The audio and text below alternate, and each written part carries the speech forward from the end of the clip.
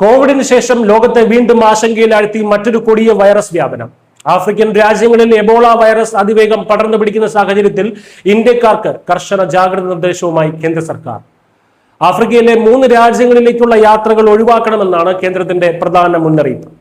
May 17-ന് ലോകാരോഗ്യ സംഘടന WHO Ebola വ്യാപനത്തെ അന്താരാഷ്ട്ര തലത്തിലുള്ള പൊതുജനാരോഗ്യ അടിയന്തരാവസ്ഥയായി പ്രഖ്യാപിച്ചിരുന്നു. ഇതിന് പിന്നാലെയാണ് ഇന്ത്യൻ സർക്കാരിന്റെ അടിയന്തര ഇടപെടൽ. കോങ്കോ, ഉഗാണ്ട, ദക്ഷിണ സുഡാൻ എന്നീ രാജ്യങ്ങളിലേക്കുള്ള അനാവശ്യ യാത്രകൾ പൂർണ്ണമായും ഒഴിവാക്കാനാണ് ഇന്ത്യക്കാർക്ക് ഇപ്പോൾ സർക്കാർ നിർദ്ദേശം നൽകിയിരിക്കുന്നത്. നിലവിൽ ഈ രാജ്യങ്ങളിൽ താമസിക്കുന്നവരോ അവിടേക്ക് യാത്ര പോയവരോ ആയ ഇന്ത്യൻ പൗരന്മാർ അവിടുത്തെ പ്രാദേശിക ഭരണകൂടങ്ങൾ പുറപ്പെടുവിച്ചിട്ടുള്ള ആരോഗ്യ മാർഗനിർദ്ദേശങ്ങൾ കർശനമായി പാലിക്കണമെന്ന് കേന്ദ്രം ആവശ്യപ്പെട്ടിട്ടുണ്ട്.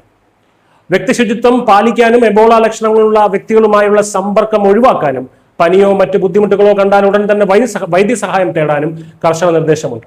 എന്തുകൊണ്ടാണ് ഈ വൈറസ് ഇത്രത്തോളം അപകടകാരിയാകുന്നത് എന്ന് നമ്മൾ മനസ്സിലാക്കേണ്ടതായിട്ടുണ്ട്. വിദഗ്ധരുടെ റിപ്പോർട്ടുകൾ പ്രകാരം ബുണ്ടിബുഗിയോ സ്ട്രെയിൻ എന്ന വകഭേദമാണ് ഇപ്പോൾ എബോള പനിക്ക് കാരണമാകുന്നത്.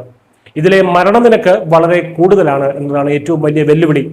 ഈ വൈറസ് പടരുന്നത് തടയാനോ ചികിത്സിക്കാനോ ഫലപ്രദമായിട്ടുള്ള ഒരു വാക്സിനോ മരുന്നോ നിലവിൽ ലഭ്യമല്ല. മൃഗങ്ങളിൽ നിന്ന് മനുഷ്യരിലേക്ക് പകരുന്ന അതിമാരകമായിട്ടുള്ള ഒരു അണുബാധയാണിത്.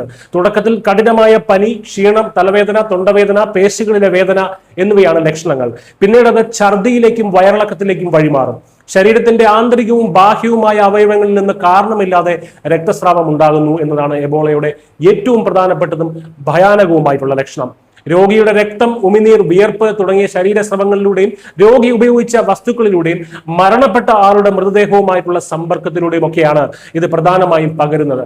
വായുവിലൂടെ പകരില്ല എന്നത് മാത്രമാണ് ഇതിലെ ഏക ആശ്വാസം.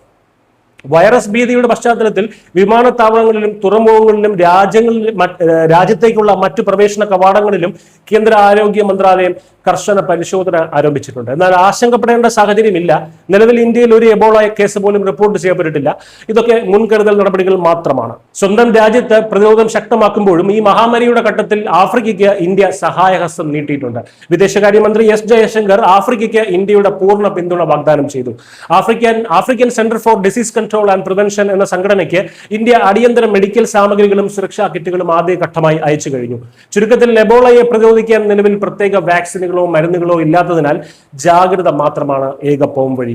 ഇന്ത്യയിൽ നിലവിൽ ഭയപ്പെടേണ്ട യാതൊരു സാഹചര്യവും ഇല്ലെങ്കിലും കോങ്കോ, ഉഗാണ്ട, ദക്ഷിണ സുഡാൻ എന്നീ ആഫ്രിക്കൻ രാജ്യങ്ങളിലേക്കുള്ള യാത്രകൾ ഒഴിവാക്കുക എന്നത് തന്നെയാണ് ഈ സാഹചര്യത്തിൽ ഏറ്റവും പ്രധാനം. സർക്കാരും ആരോഗ്യവകുപ്പും നൽകുന്ന ജാഗ്രതാ നിർദ്ദേശങ്ങൾ കർശനമായി പാലിച്ചുകൊണ്ട് സുരക്ഷിതരായിരിക്കുക.